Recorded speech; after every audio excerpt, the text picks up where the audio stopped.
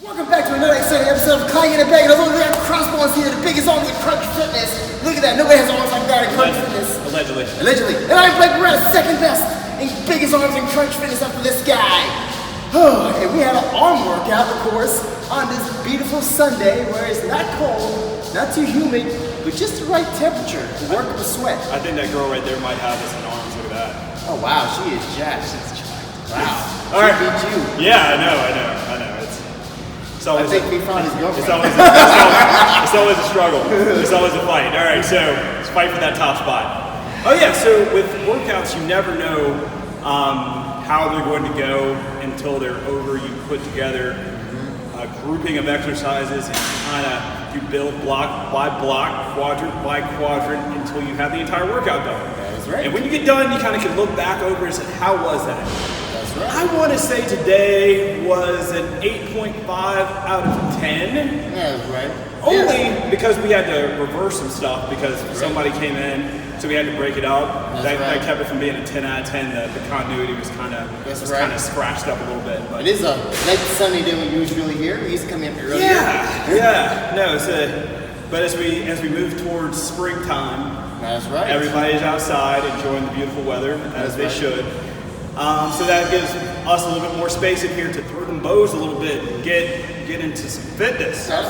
Banging Clanging Podcast, don't forget to subscribe to those. Yeah, and a Clanging Podcast. That is right. On Anchor FM. That is right. As we go over Elimination Chamber, Raw, SmackDown, little AEW, a bunch of wrestling stuff going on. And Deep South Wrestling is back. The best in all of reality sports on the Anchor Banging and Clanging Podcast. That is right. And March 14th, Sunday, Deep South Wrestling. That's coming up. Tell them a little bit about Deep South. Deep South Wrestling. We also have It's Deep South Wrestling. And Twitter, Deep South Wrestling. I have Instagram and Twitter. But it's Deep South Wrestling. Nick Patrick, legendary referee/wrestler, and Jody Hamilton, legendary assassin, Hall of Famer, is their school. And also one of the teachers, the marvelous one, Marco, who is one of the head trainers there. And he's pretty much whipping us all into shape. I'm not going to say trainer because I'm one of the trainees still. I want to say that. I'm not taking anybody's thing. So we got a show coming up March 14th. Clanging and Banging Tag Team will be in action. And a bunch of other superstars will be in action. It'll be a good Sunday morning probably we might do it on, which I don't mind getting up early. That's one way to kick off the Sunday. Yeah. This last couple weeks in wrestling, WWE have been pretty wild as far as title changes. We've got 2 new champions. And titles don't really change hands that much anymore. Usually if a champion is a champion, they hold it for a pretty good amount of time, and then there's a build, and then there's a title change. Right. Rarely do 2 titles change hands on the same night, and that's what happened at Elimination Chamber. Well, that is right. We have Drew McIntyre win, but Miz came out and cashed Money in the Bank after Bobby Lashley, his twin, takes out Drew McIntyre and destroys him. But now Miz has a conundrum or twist at the end because Monday he owes Bobby Lashley a title shot because he made a deal with Bobby. Is there a better nickname right now than the Almighty? That's the Almighty. It's a pretty cool name. Yeah, that is it's cool. And he got a cool theme song too, Titan. That's a cool theme song. Makes him want to lift that much heavier at the gym. That is our fitness goal right there. Get as strong as Bobby Lashley. He's probably close by more than all of us. So, Bobby, have you ever seen a 170-pound dumbbell? Yeah, I did. My gym, Marius Barber. Bobby can press 170s. Oh God. That's the most I've ever seen done by a human. Is he human? Might not be. I say the cyborg. I mean, this is like the age. Still pressing 170-pound dumbbells on flat bench, which is an incredible feat. And so he is going to get his title shot maybe coming up here on Monday. Miz has probably got a couple of tricks up his sleeve. Yep. If there's no tricks, Bobby's walking away with that title. But Drew will be there, so we'll see what happens. Yeah. What's up with Drew and Sheamus weren't on Raw this week? They're taking a day off, maybe, because they made such a good job to give him a night off. But they'll be back this Monday, either setting up a fatal 4-way or a triple threat. Yeah. So you know what? The cool thing about that is it kind of keeps everybody guessing going up into WrestleMania. Because now you don't know what the main event's going to be. Nobody knows what the Raw main event is because it could be either or combinations. It could be Bobby versus Miz. It could be Miz versus Kilt. It could be Kilt versus Bobby. It could be Sheamus, Kilt, and Bobby versus each other, or who knows? Raw on keeping it interesting. Come on, Bobby, for the title. All right, and we have a new United States champion. Matt Riddle. Riddle right. Bro has finally broken through probably the best as far as the transition going from NXT to main roster. I don't think there has been a better job of handling a talent that I can remember since the Shield, of somebody coming up there and getting a title shot and winning as fast as Matt Riddle does, because that wasn't even a year on the full roster, on the main roster, and he's already a champion. That's right. Good for Matt Riddle, United States champion.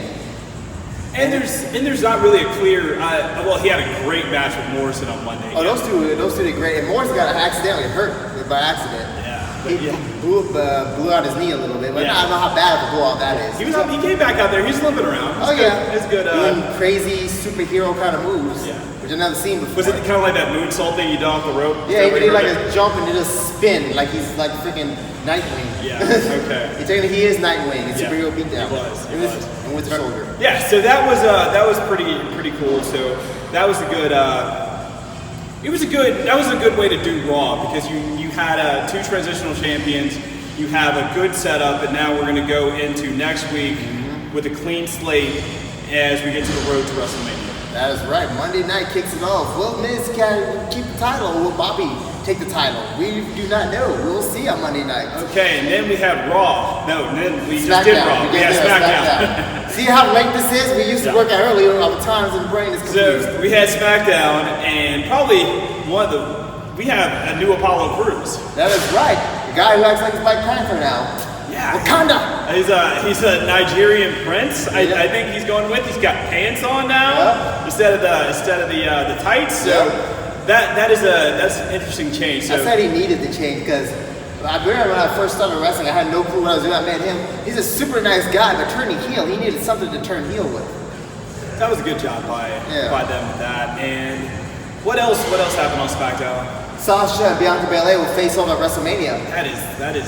That is right. money. That is a money match. The Belair sisters. And I hope the sommelier gets involved. I hope Will Smith is the referee. They'll probably get Snoop Dogg. No, he's in AEW. They won't get him. Oh no, but he's Sasha's cousin. Yeah, but I don't know. He's a little chummy with AEW. We don't know.